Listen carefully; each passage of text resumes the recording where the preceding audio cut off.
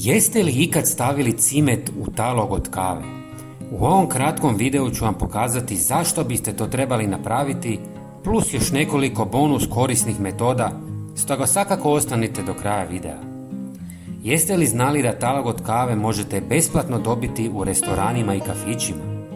Zamolite konobara da vam ga da umjesto da ga baci u smeće, a vi ćete ga godinama koristiti. Prije nego vam pokažem trik s cimetom i kavom, pokazat ću vam dvije korisne stvari s talogom od kave.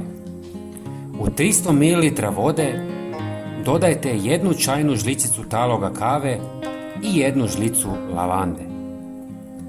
Dobro promiješajte i ostavite nekoliko sati kako bi se svi sastojci ispustili u vodi. Zatim procijedite i razrijedite s još 1 litrom vode. Sada ste dobili odlično gnojivo za biljke koje je ujedno i repelent za štetočine na biljkama poput lisnih uši, mrava i gusjenica. Talog od kave i lavanda ih uspješno odbijaju. Možete jednostavno zalijevati zemlju ili špricati po listovima. Sada ću vam pokazati zašto biste trebali pomiješati cimet i talog od kave. Mogli biste jednostavno zapiknuti cimet od talog i tako ostaviti, ali pokazat ću vam puno učinkovitiju metodu. Uzmite komadić cimeta i usitnite ga.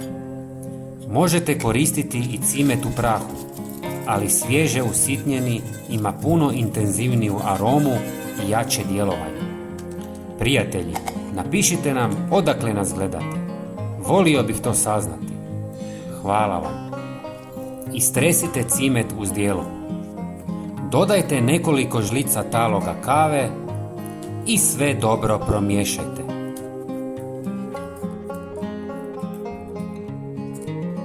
Sada ga jednostavno zapalite i on će lagano tinjati satima, odbijajući komarce i druge insekte.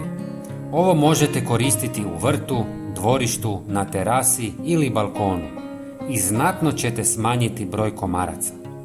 Prijatelji, podijelite ove korisne savjete sa svojim prijateljima na društvenim mrežama. Hvala vam. Pozdrav!